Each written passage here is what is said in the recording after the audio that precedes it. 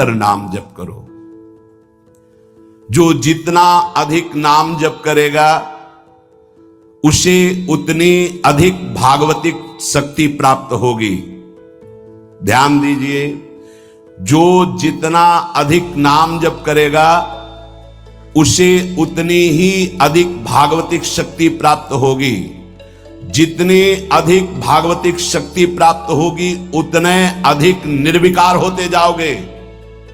बहुत पॉइंट की बात है। सब कहते हैं हमें ये विकार ये विकार, ये रोने की घिघियाने की जरूरत नहीं है, ताकतवर बनने की जरूरत है। ताकत है भगवान नाम जप। फिर सुनो, जो जितना अधिक नाम जप करेगा उसे उतनी अधिक भागवतिक शक्ति प्राप्त होगी। जिसकी जितनी अधिक भागवतिक आध्यात्मिक शक्ति जागृत होगी उतना ही वो निर्विकार होगा। जिस व्यक्ति को गुरुदेव ने जो मंत्र जो नाम दिया है उस एक मंत्र एक नाम को बहुत काल तक जप का अभ्यास बनाओ।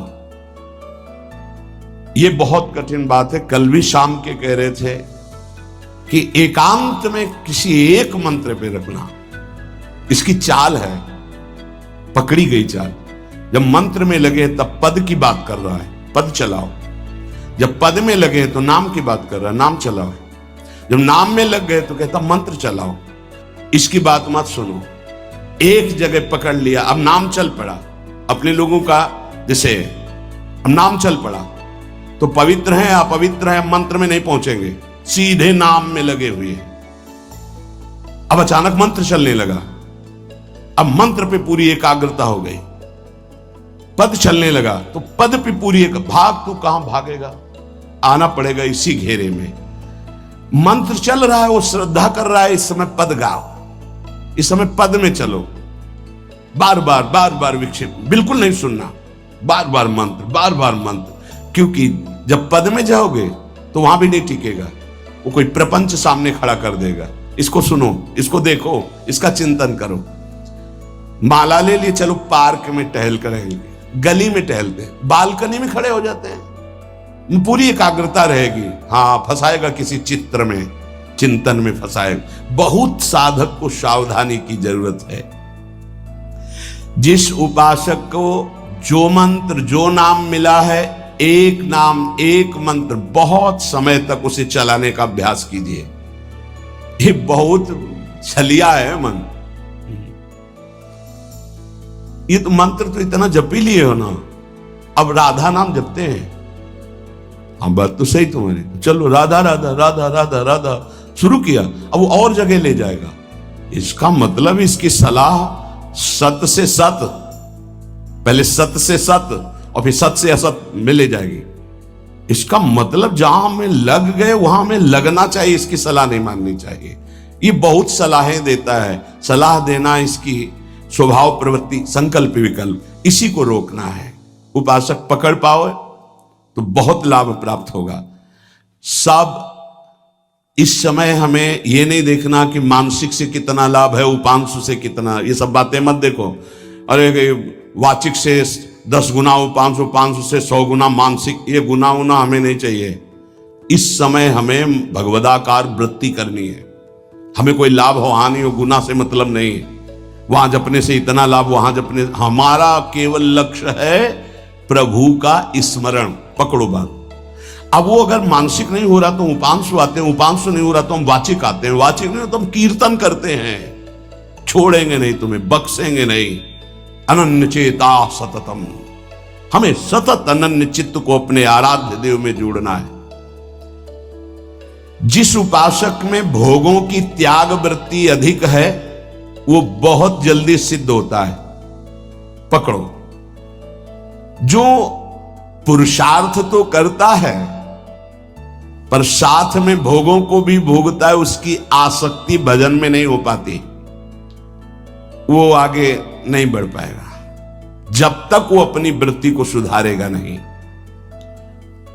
जो तत्व ज्ञान प्राप्त करना चाहता है या प्रेम प्राप्त करना चाहता है, उसको चाहिए कि सदगुरु की अधीनता स्वीकार कर ले, क्योंकि बिना सदगुरु की अधीनता के उसे परिपक्व अवस्था प्राप्त नहीं होगी।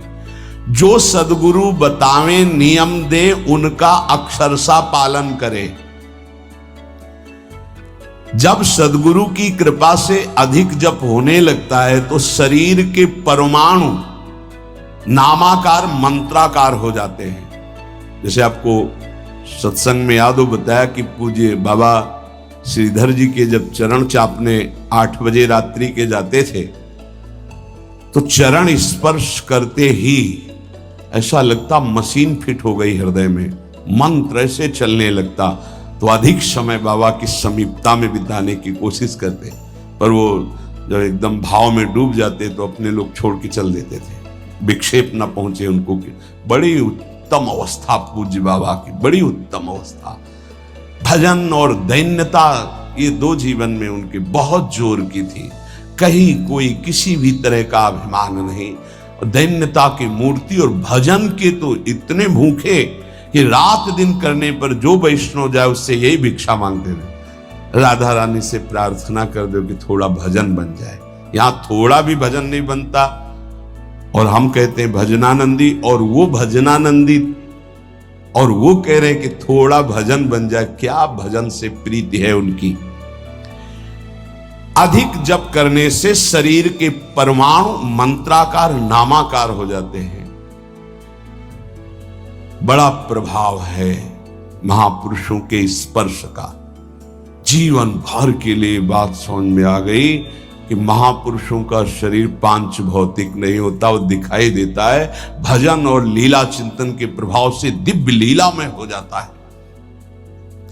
अधिक जप करने से शरीर के परमाणु मंत्राकार हो जाते हैं, नामाकार हो जाते हैं। सच्ची हम जीते ही उनकी चरण रज से, उच्छिष्टामृत से, उनकी करुणा कृपा से ही हमारा जीवन है, चाहे परमार्थ में चाहे स्वार्थ में, गुरुदेव की कृपा से ही।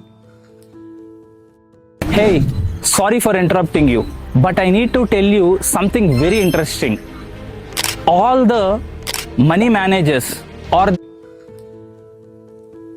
जो नाम है इसमें सूची असुचि, पवित्रता पवित्रता, समय कुसमय, स्थान कुस्थान, इसका कोई विचार नहीं।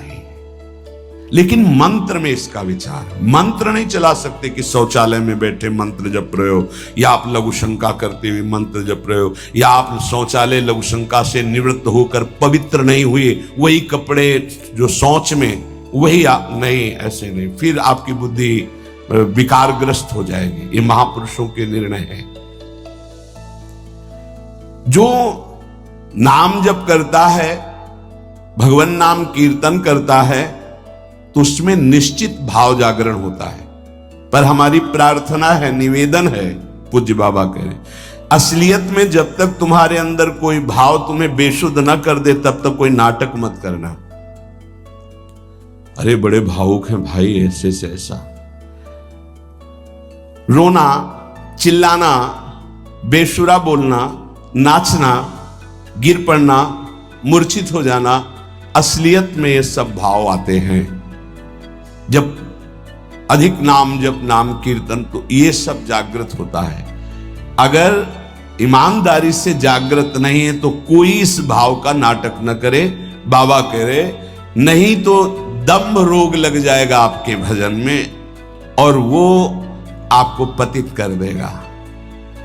अत्यंत बड़े हुए भाव के आवेश में जब आपको स्मृति ना रहे तो दूसरी बात नहीं, आप कभी ऐसे भावों का प्रादुर्भाव दिखावा ना करें, नहीं तो दम्भ लग जाएगा। भाई मैं तुमसे बहुत एकांतिक बात कहता हूं कि एक आदमी ध्यान करे और एक आदमी नाम जप, नाम कीर्तन करे, तो थोड़े समय में तुम देख लेना कि नाम जापक और नाम कीर्तन करने वाले की आध्यात्मिक उन्नति कितनी जोर की हुई है। पूज्य बाबा साक्षात ब्रह्म हैं।